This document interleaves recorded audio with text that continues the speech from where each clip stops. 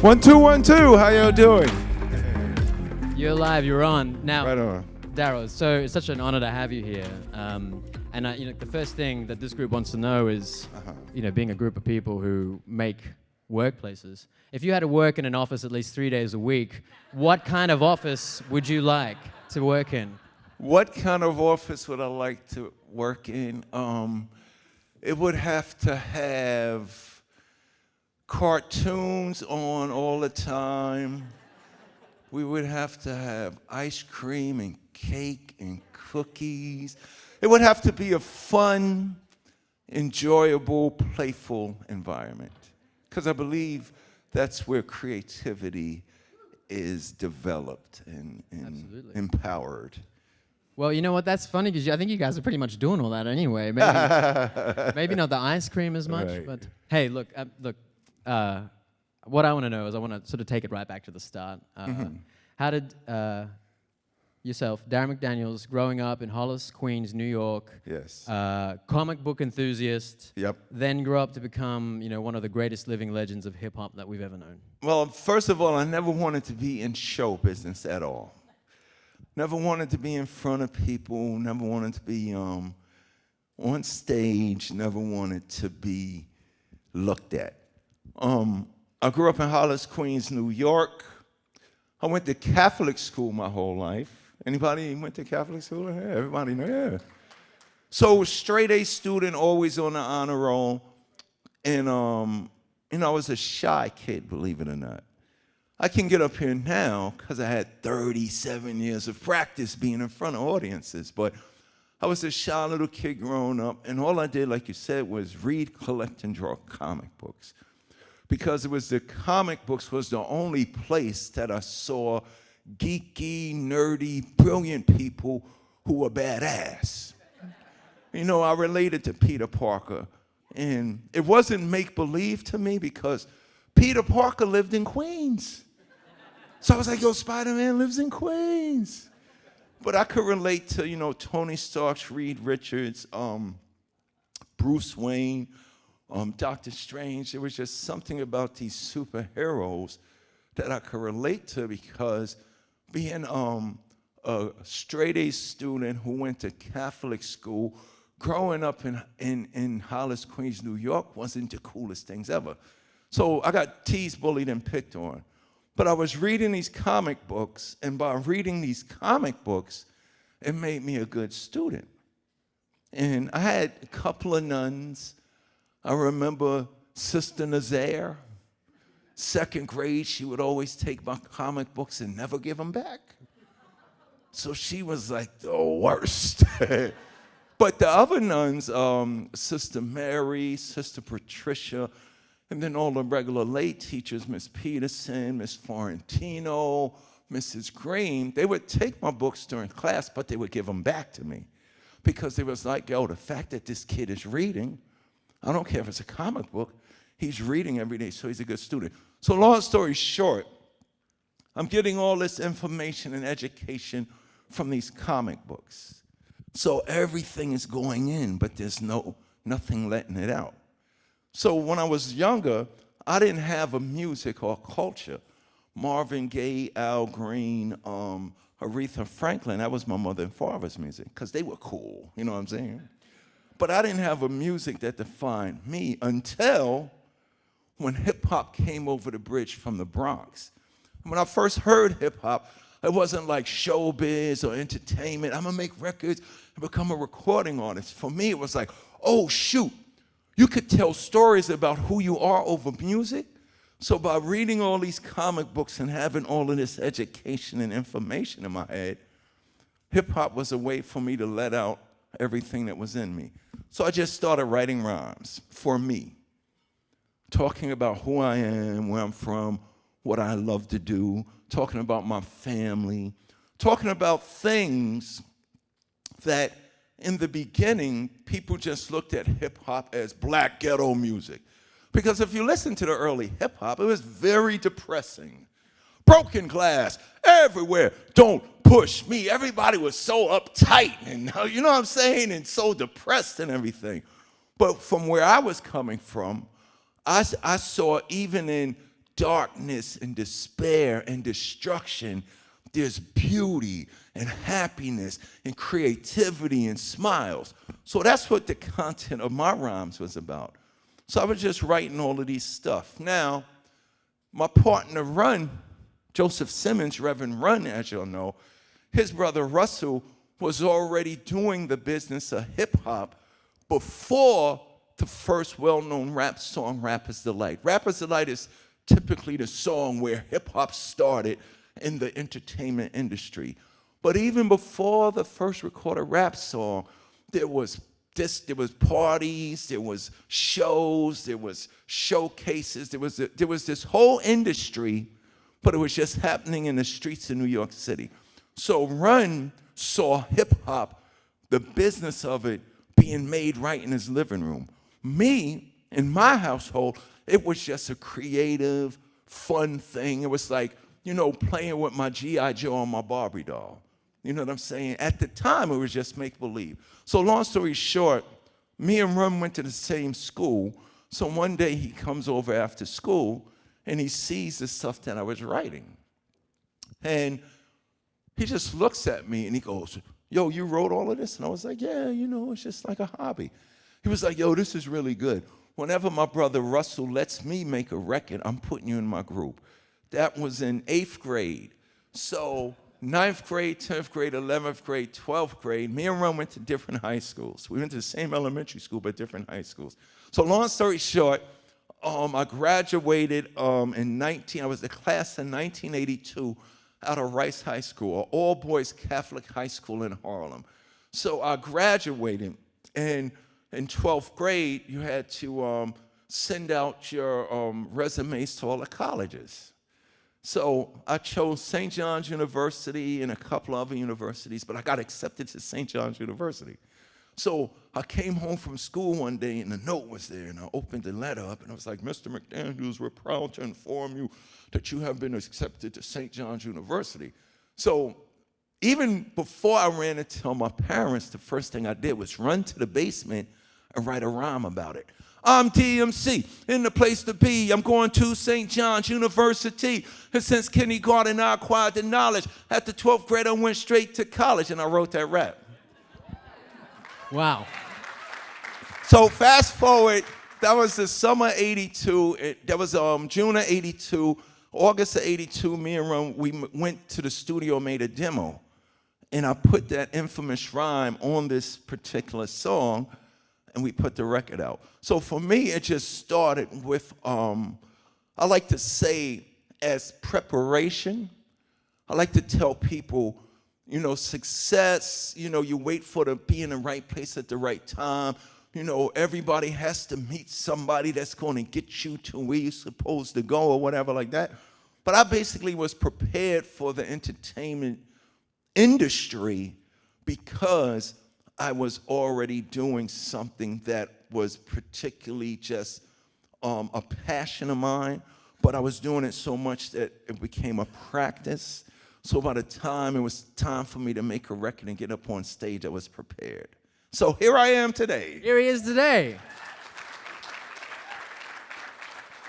And look, Darryl, look, one of the things that have made you guys so iconic is that you did your thing. You went out, you took risks, and you did things that nobody else was doing. You just did it the way that you wanted to do. And I mentioned a bunch of firsts up here before I brought you on. And one of those things is Adidas, right? Okay. Oh, yes. Yeah, a big first, huh? So, like, you were the first major artist to collaborate with a sneaker brand before. Right. You certainly haven't been the last. Right. Look, how did that come to be? Why don't you jump into that? Well, the goal wasn't to be the first non-athletic entity to receive a major sports endorsement from a major sports apparel company. That wasn't the goal. That came about because, well, it's a funny story. That came about because when we was in our third album, we was rapping about everything. And Run-DMC, like I said earlier, I didn't just want to rap about bad stuff. You know what I'm saying? I thought that people need to hear about good stuff, stuff that's going to make them smile.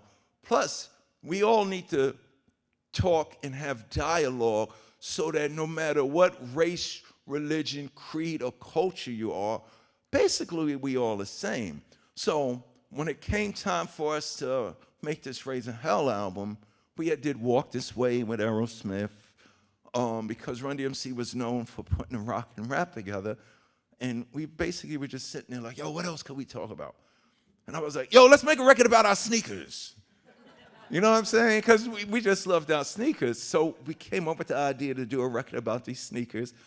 And the reason why I think we got the endorsement from Adidas is because the way that we presented it, it was good. But that came about because in my neighborhood, it's all because of this man named Dr. D's. Dr. D's was the neighborhood doctor in my neighborhood when we was growing up. And it was a rite of passage for all the young people when you get a certain age for your parents to take you by Dr. D's house and say, look at that house. You see that house? That's Dr. D's house. You see that car? Dr. D's had a Mercedes-Benz. He went to school and he educated himself and he became somebody. And that's what you're supposed to do. So all the little kids had to go through that and learn about what Dr. D's. And Dr. D's was cool.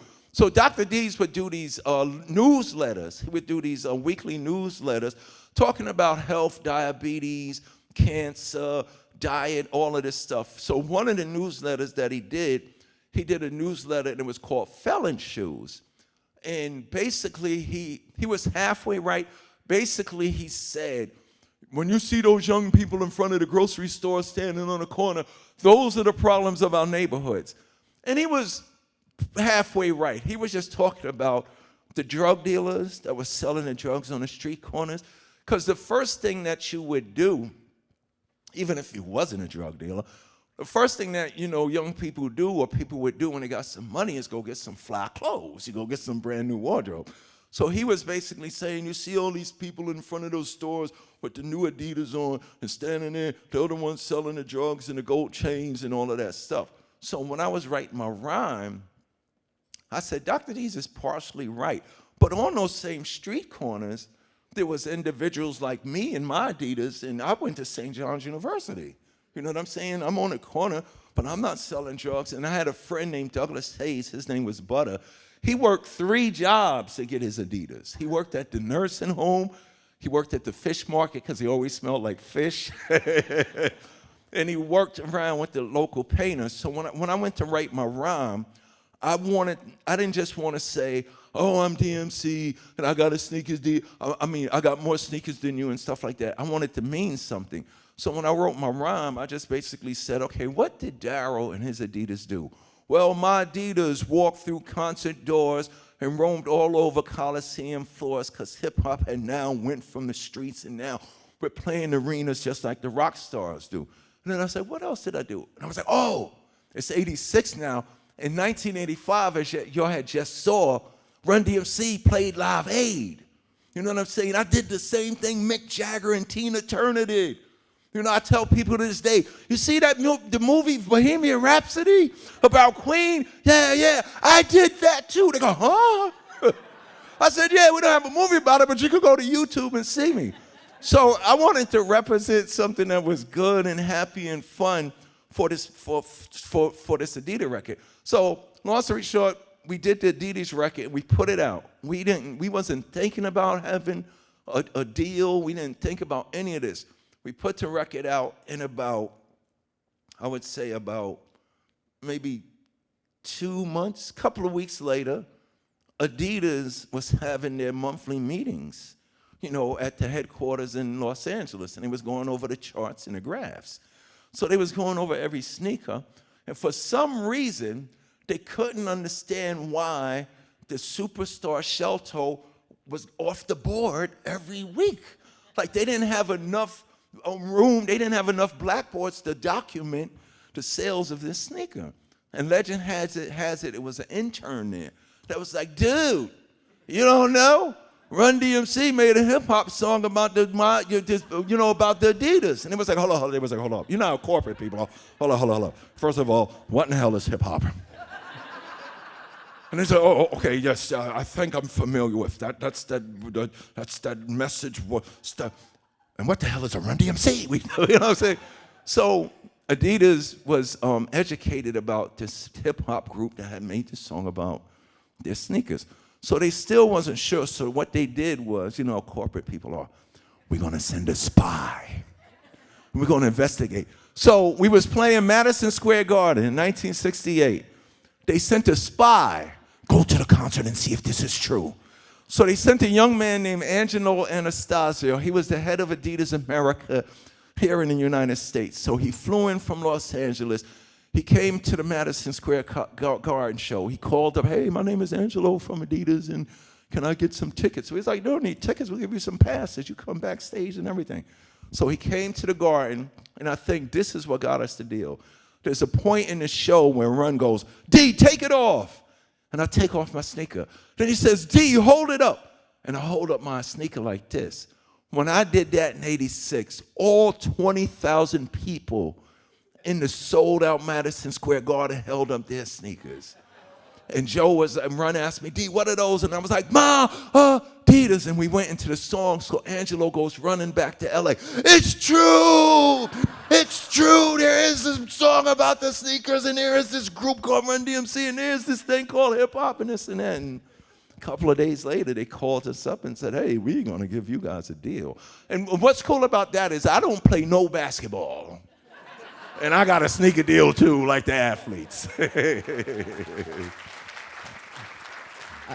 I really love that story. That's amazing. Look, and you mentioned Live Aid in the midst of that, mate. Yeah. What was that like? Playing that? That's one of the most iconic, right, like concerts of all time. Scared to death. All right. Y'all know who was on Live Aid? When they first approached us, we was actually on tour. We was in Philadelphia. No, we was in D.C. the night before. And all of a sudden, yo, you gotta leave the tour tomorrow morning. You're flying to Philadelphia to play Live Aid. Hold up, stop, wait, whoa, stop, wait, whoa. What are you trying to do to us? Do you know who's on that show? Like Live Aid? Do you know how iconic? Do you know what that means? We thought they was trying to ruin our careers. Put the rappers up on stage with all the professional rock guards, and they're gonna chase them off the, you know what I'm saying? So we had reservations about doing that because that is here. You know what I'm saying? We just want to be here. We happy. You know what I'm saying?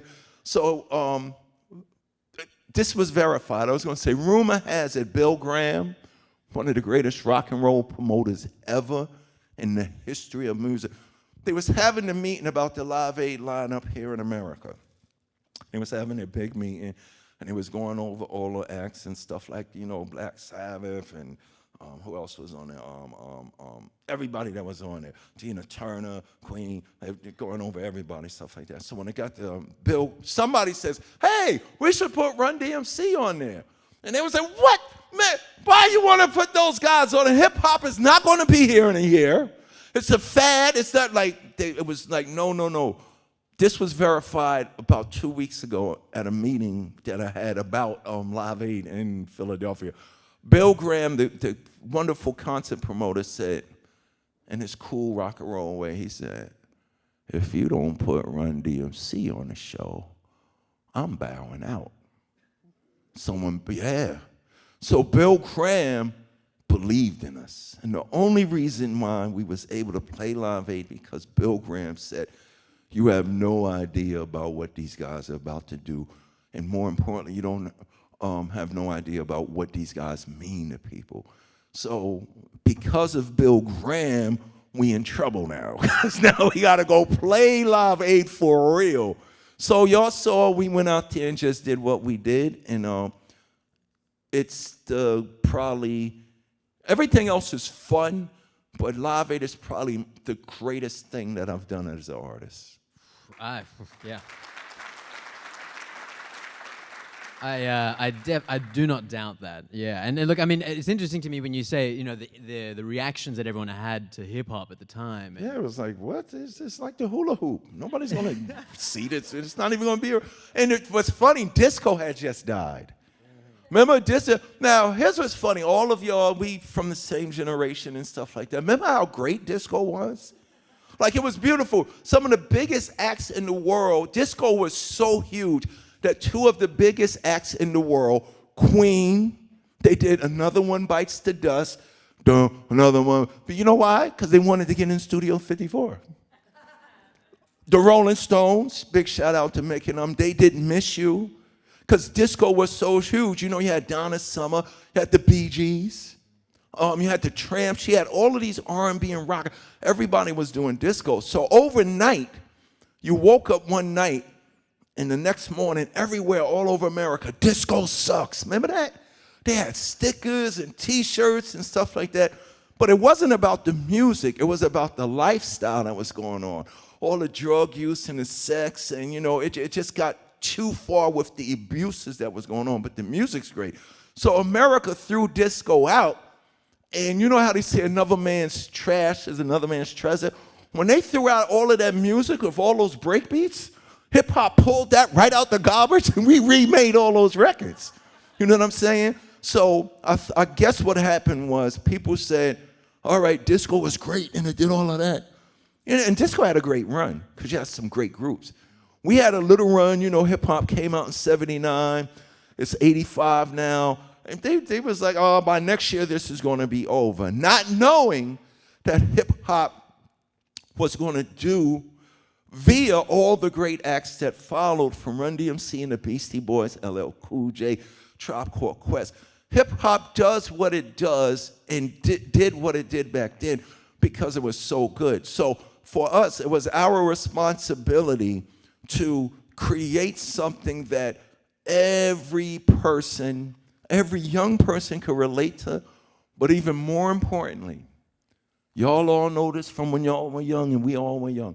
Every generation has its music that the parents hate. But that's the goal, you know what I'm saying? That's to make rock, the parents and the preachers, that's devil music, you know, they come and want to exercise. Every 50s, 60s, 70s, 80s. So punk rock did the same thing. So that's what hip-hop was. But the only thing about hip-hop that is different, and all of that has been thrown out the door now. This new music that is so big that everybody hates. I don't know how that works. Everybody hates it, but it's the biggest music. It's not hip-hop per se. It's a derivative of hip-hop. They should name it something else because it's not. And the reason why I say that is we wanted to be young people. The typical rapper was 12 to 21 years old, maybe 25 years old. But we wanted to make records that was responsible, that would educate, motivate, and inspire people. So we had a responsibility. When I was 18 years old, I wasn't just making music to impress my friends. Oh, D, you got rhymes and you can spit and all of that. We wanted the adults, the educators, and the parents to look at us and the stuff we was writing about and the things we were doing and go, you young people are doing something good. You young people are doing something great. Why are you making this music and why are you saying what you're saying? The answer is plain and simple. We took our being, the responsibility as not just being, celebrity musicians. When you look at what John Fogerty did, when he did Fortunate Son and he made those records, when you look at Neil Young, when he had the shooting at Kent State University, he ran to the studio and he wrote about that. When you look about Marvin Gaye, who was a sexy, love-making singer guy, he did a song called What's Going On. So we learned from our elders.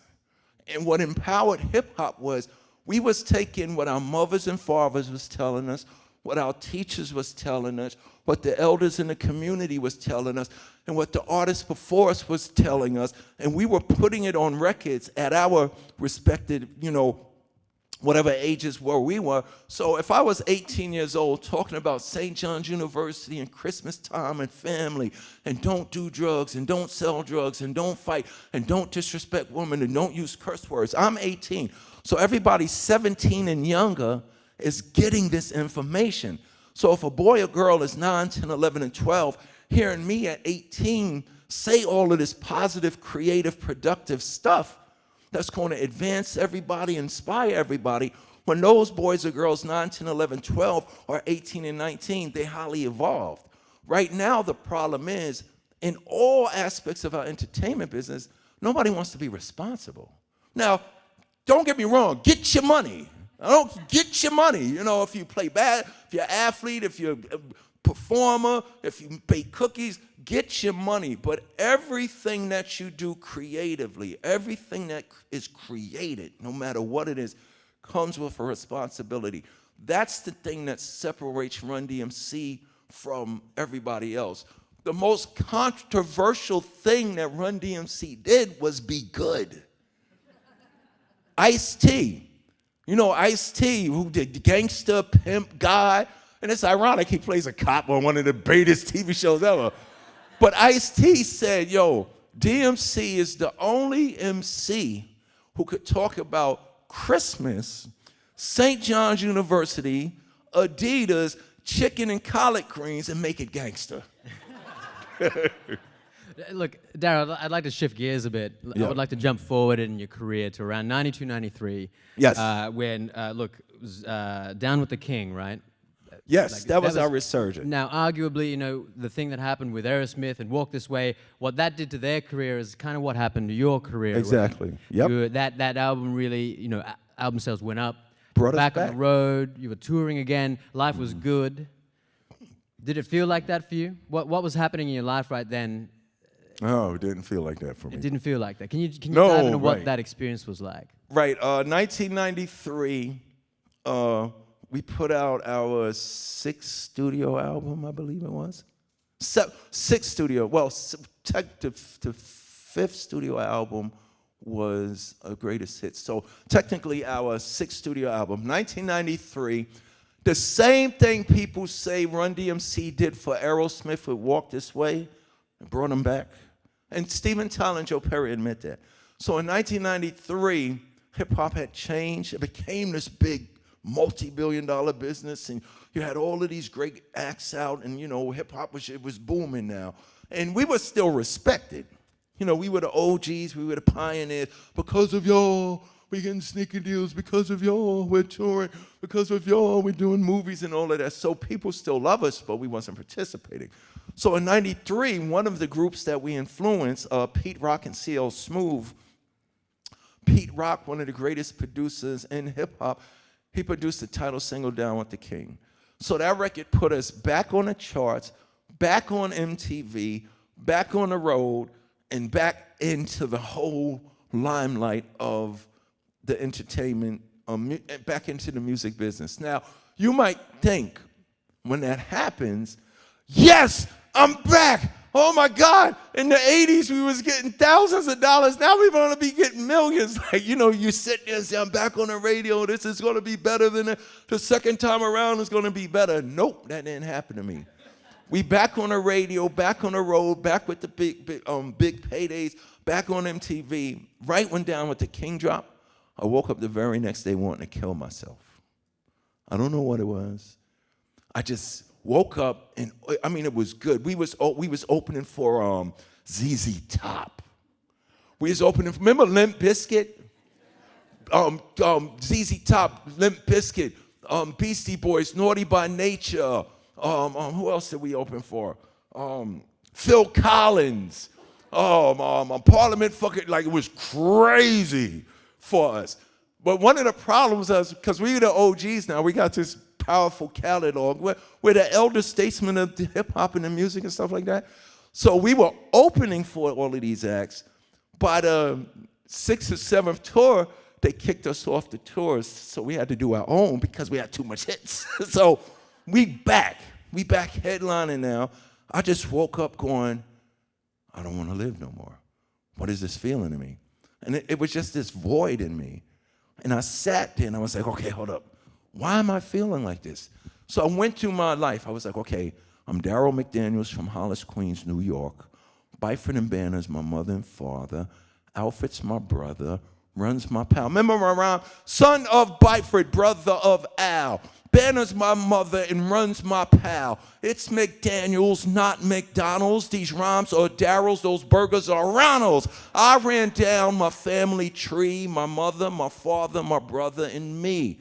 Then me and Run and Jay, we made these records, and we was the first to go gold, first to go platinum, first on the cover of Rolling Stone, first on MTV, and first to do the big tours, first with the sneaker deals. And I went through everything that I did. And now it's 1993, everything that's going on with this hip-hop in the music industry, they say it's because of me running Jay, and now we're back at the top of the mountain. Why am I feeling like this? And I didn't know what this void was. So it was so empty. It was like a black hole. It was just so painful, I didn't want to live with it anymore. So now I'm contemplating suicide. I'm going around, running around, doing the shows, the Down with the King. Every day I'm trying to figure out how I'm going to kill myself. I'm going to jump. I'm going to drink the poison. I'm going to hang myself. I'm going to shoot myself in the head. Really crazy stuff. So we had went on tour. Down with the King took us to Russia. Down with the King took us to Japan. Down with the King took us to Hong Kong.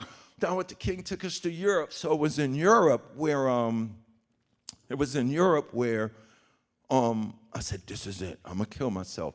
We was in Yugoslavia. And I went up to the roof of the hotel because we did a photo shoot, and I noticed that they didn't lock the door after we finished the photo shoot because the hotel guys were supposed to come upstairs, lock the door so nobody go in the room. I said, they didn't lock the door. So when everybody went back to the room, I act like I went in my room. I waited till everybody in the hall, we was praying, and I ran back upstairs to the roof. And this is a true story. So I run up to the roof in Yugoslavia, and I get up on the ledge, and I'm thinking, oh, tomorrow on CNN, it's going to be DMC or Run-DMC commit suicide in Yugoslavia or whatever. So I was standing there, and all of a sudden I hear a voice. D. True story. What? You can't jump. What do you mean I can't jump? I got this void in me. I'm depressed, and I'm going through all of these motions. You can't jump because nobody knows who you are. I'm like, the world knows who I am. You can hear the records. DMC in a place to be. I went to St. John's University. I wear my glasses. They said, no. You can't kill yourself. You can't kill yourself like this. Before you go, you got to let the world know who Darryl is. People know who DMC is. They don't know Darryl, the little boy who made this whole DMC thing possible. So you know me, I'm an educated, straight-A student who read comic books with this crazy imagination. Oh, you have a point there. So, okay, don't kill yourself today. So I put that plan in the pocket, save it for another day. So long story short, I said, I got to let the world know who Darryl is before I kill myself. Because y'all know the Run-DMC story. So I came up with an idea. I'm going to write a book. And in the book, I want to say, what's up, world? I'm DMC from the groundbreaking rap group Run-DMC. You know me. Me running Jay, first to go gold, first to go platinum, first on the cover of Rolling Stone, first with the sneaker deals, first on MTV, first to do the big tour, blah, blah, blah, blah, blah, blah, blah. Me running Jay did this. But I'm really just Darryl McDaniels from Hollis, Queens, New York. No different from any boy or girl on the face of the earth. I was born May 31st, 1964. And I was like, oh, I know my birthday, but I don't know no details about it. So just to make it more interesting for the reader, I call my mother up. I don't go, Mom, I'm about to kill myself, because she'd have lost it. I said, Mom, I'm writing a book, and I know my birthday's May 31st, 1964. Just to make it more interesting for the reader, I just need to know 3 things. How much did I weigh when I was born? She told me. What time I was born? She told me. What hospital? She told me. I love you, son. Hung up the phone. So imagine me. I'm sitting there putting this information to, get it together for the book. An hour goes by. The phone rings, it's my mother and my father. So they go, hey, son, hey, it's me and your dad. We have something else to tell you. And I'm like, oh, cool. So I'm thinking it's going to be something trivial like, well, when you was born, there was a power outage at the hospital, and we gave birth to you by candlelight. Yeah, something like that, you know what I'm saying? She didn't tell me that. She said, we have something else to tell you. Now, at this point in my life, I'm an alcoholic, suicidal, metaphysical, spiritual wreck with a void in him that's killing him, who's about to jump off a building. They hit me with, we have something else to tell you. And I'm like, what? They go, well, you was a month old when we brought you home and you're adopted, but we love you. Bye. Click. Imagine that. I was 35 years old when I found out that I was adopted. Wow, that's right. So this is where you are, okay? You just found this out. You're feeling like you're feeling. You're struggling with all these things. And I want to kill myself because now Byford and Banner's not even my mother and father. I mean, they are my mother and father, but I'm an educated kid. I know what this word adoption means. So right then and there, why this? Why am I adopted? Why did they give me up? Where the hell is my birth mother? Imagine what I was going through. So now I'm killing myself because now I'm not Byford's son no more. Imagine Thor finding out he's not Odin's son anymore. Like, it just hurt. How did you crawl out of this hole? How did you sort of keep moving on, get on to write your book? Right. And So that was a whole journey of alcoholism, Jack Daniels, and because when I found that out, I didn't know, and I'm the mighty DMC, so I didn't know it was okay to go get help. I didn't know, am I supposed to go get help? I didn't know there was people you could talk to. I didn't know there's things that you can do. There's therapy, and I didn't know none of that. So with me, all I knew is how to self-medicate. So I didn't know I felt all alone in the world. So Jack Daniels and Jim Beam became my best friends. So Jack Daniels and Jim Beam's every day, every day, every day, every day, every day, every day, every day, every day. For the longest, I'm a depressed, alcoholic, suicidal, metaphysical, spiritual wreck who was about to kill himself before he jumped off the building and found out that he was adopted at age 35. So imagine what I was going through. Now, Jack Daniels and Jim Beam, they were cool, but I found out they didn't have my best interest in me. You know what I'm saying? Because, they was cool when they were around, but when the high would wear off, I would just feel worse and worse and worse and worse and worse.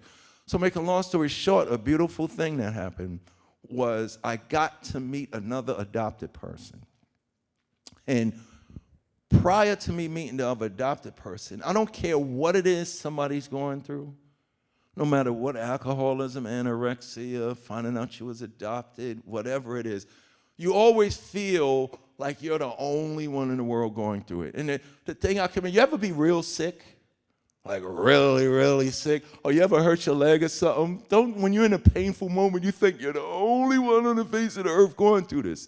So I thought that until I met, there was this lady who, she knew who she was adopted since she was 14 years old, but she was doing searches for her birth parents. But she kept hitting dead ends, so she was very depressed because of that. So a close friend of ours just said, I don't know what you guys are going through, but I think y'all two should meet. So I got to meet this lady named Shirley Jaffe. She's a casting director in Hollywood. If you want to know what she did, Sopranos, Entourage, all of Mark Wahlberg's movies, so she's up there. But she's no different from me. So when I got to meet her, that was the thing that made me feel good. Wow, I'm not alone. So I still dealing with all the emotions and stuff like that. So then she says, oh, by the way, once a month we have Adoption Anonymous meetings. And I was like, what's that? She said, once a month, Mark Wahlberg is a great guy. She said, once a month, Mark Wahlberg gives us the keys to his offices in Santa Monica, and we go into his office and we just have adoption meetings. And I was like, what do you mean adoption meetings? People who are adopted from all walks of life, all over the world, you just go in a room and you talk. Set change, I'm there with the adopted person from Australia, the adopted casting director, I'm the adopted rapper, the adopted lady from Vietnam, the adopted people from London. We just went in a room and we would talk. And that was the best thing ever. So let me give you all a quick story. So by the 7th meeting, they start asking me questions like, ain't you dying to know who your birth parents are? Nope. Don't put me down that road. I'm on my way to healing right now. I'm feeling good just being with. No, you heard the records. Go turn the record on. Son of Byford, brother of Al. Christmas time in Hollis, Queens. Mom's cooking chicken and cotton. The proof is in the pudding. It's all right then. They're like, okay, cool. But deep down inside, you know you want to know. So by the 12th meeting, they became the instigators. And it was like, they asked me all politely, Darryl, don't you want to know who your birth parents are? Yes, I do. I want to know them. So, because it was killing me. I was afraid to. But deep down inside, yes, I want to know. So the thing that saved me was I said, okay. They said, yo, you can do a search and find your birth parents. And when I finally realized that I could do that, I said, okay, but if I do that, I got to get clean and sober. I got to be of sound body and mind to go on this journey in my life. So the thing that saved me was I went to rehab to stop drinking so I could get clean and sober. But it was in rehab where I found therapy. Therapy is the most powerful thing any individual at any age, man, boy, or girl, could do for themselves. I got a quote. Therapy is the most gangster thing that you could ever do in your life. So I went to therapy and began to heal. And after therapy, I did the search for my birth mother. I found my birth mother. I grew up in Queens. She was in Staten Island this whole time, right next door to me, and I found 2 brothers and a sister I didn't know I had. But it was the therapy. It was the therapy. Well, and thank you for sharing that. And also, I mean, it's just wonderful work that you do now in terms of advocating for this, because there is still such a stigma around mental health, particularly for men, in terms of being vulnerable and being able to speak about our feelings. And you went on to write your book, 10 Ways Not to Commit Suicide. Yeah, 10 Ways Not to Commit Suicide is the name of the book. Because you don't have to do it. Right, and you know, and the therapy is key in that, and just getting the dialogue going about that. And look, I mean, this group here, this is something that they're thinking quite a lot about, especially right now. Everything that everyone in the world has been through. Yes. Mental health has never been more acute an issue, and also burnout rates are through the roof. And these guys have to think about that because they're curating, making environments where we spend most of our time. And exactly. So the environment has to be enjoyable. That's why I said I want cartoons and ice creams. Well, what I want to know is, look, what I want to know is, what would you say to these guys that have got to think about this and just put this more in the spotlight, and they're thinking about mental health so much? What would you say to them? The reason why, the first reason why I'm so vocal about it is because if you look back at my music career, I always talked about things that I really did. But when I got out of rehab and therapy, I would go around the world, and people would see me. You know, and my partner, Run, remember, he had a TV show for 10 years, Run's House, that I was never on. So people was always wondering, why you ain't on Run's House? And I would go, well, I was in therapy. You know, I just got out of rehab, I was in therapy. And 100% of the time, 100% of the time, 2 things would happen. No, DMC, man, I always see Run on TV. Where you been at? Man, I was in rehab and therapy, huh? And this what happened. They would look around like the CIA was there. And they would look me and they would go, Darryl, I've never told anybody this, but me too. I'm struggling with alcoholism. I'm struggling with mental. And if it wasn't them, 100% of the time they would look around and go, Darryl, my mother, my father, my sister, my wife, my brother, everybody I would meet went through something or knew somebody was going through something. So I would just be courageous and confident. See, it's about courageous and confidence, not to put myself out there, but knowing me sharing my story could save somebody else's life. They would have never said what they said to me to anybody in the world. But here was the mighty DMC, the king of rock, who told the world to walk this way in their Adidas, admitting he was hurt, he was vulnerable, he was confused and stuff like that. So the stigma with mental health remains because of 2 things. And it's great because I'm the greatest rapper in the world, if you believe it or not. If you remove the guilt and shame of whatever it is that you're struggling with, remove the guilt and shame, you remove the pain. Remove the guilt and shame, you have nothing to feel shameful about. You have nothing to feel guilty about. No, you're alcoholic, meth addict, sex addict, gambling. Once you remove the...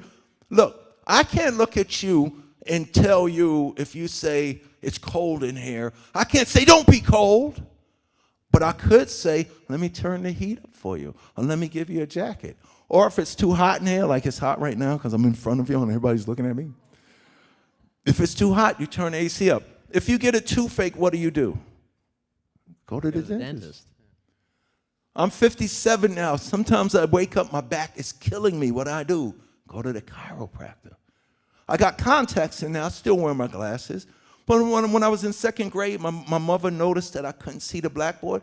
She took me to the eye doctor. So no matter what you're going through mentally, it's okay to go see somebody about it. We remove the stigma when we talk about it. We remove the stigma when we have continual dialogue about it. We remove the stigma when all of us who claim they ain't going through nothing, when you ask somebody, hey, how you doing today? And they go, I'm all right. No, look that person in my eye and say, are you really all right? Because that person will know, oh, nah, I need to tell you something like that. So I just realized by sharing my struggle, I was helping everybody else with their struggles. Well, Darryl, thank you for continuing to talk about it. It's a wonderful work that you do. Thank you so much. Thank you. Look, I can't believe it. We're completely out of time right now. Oh, shucks. I know. But hey, look, before you do go, Darryl, can I just ask you some really rapid fire questions? You down for that? Okay. Really quick, just Okay. short answers, yeah? Okay. All right. Who is a hip-hop artist still alive that you admire the most, creatively and personally? We're trying to get ideas for other speakers. Yeah. Chuck D, a Public Enemy. All right. If you could be one comic book hero, who would it be? Captain America. Righto. Favorite rock band of all time? Whoa, that's kind of crazy. AC/DC. All right. AC/DC. Awesome. What's one thing that pisses you off? America having the capability to end every problem that everybody's going through, but we refuse to do it. Whoa, yeah. What's your favorite Run-DMC song to perform? One of the ones I'm doing tonight, Tricky. There you go. Will there ever be a new Run-DMC recording? Whoa, that's a whoa. The joke is there'll be a Run-DMC recording if there's a new Beatles recording. So when that happens, you'll get a Run-DMC. But the reason why is Run-DMC could never be Run-DMC because Jam Master Jay is not here. We can't replace our drummer. Like other bands, you could start a new band, replace the drummer. People know we want the final and only memory of Run-DMC is to be what Run D and J did. Now that being said, me and Run, we do festival shows, we do radio shows here and there, and we do appearances if it has a purpose. But we've done everything that we needed to do as the entity Run-DMC. All right. What's your favorite Beastie Boys song? Oh, you gotta fight for your right to party. What's your favorite thing to eat for breakfast? A protein shake. Lean body, chocolate protein, water, peanut butter, and banana. That's rather specific. Okay, My it sounds favorite thing delicious. to eat, though, is rice pudding. It's Well- kind of weird. I love rice pudding. I will sit there and eat I will literally eat a bucket of rice pudding. Let's get this man some rice pudding ASAP. Yes. And lastly, hey, Darryl, you think you might want to play for us here at WorkSpaces tonight? Yes. Okay. Yeah. Definitely. Darryl, it's been an absolute pleasure. We can't wait to see you tonight. Thank Give it you. up for Darryl McDaniels. Thank you.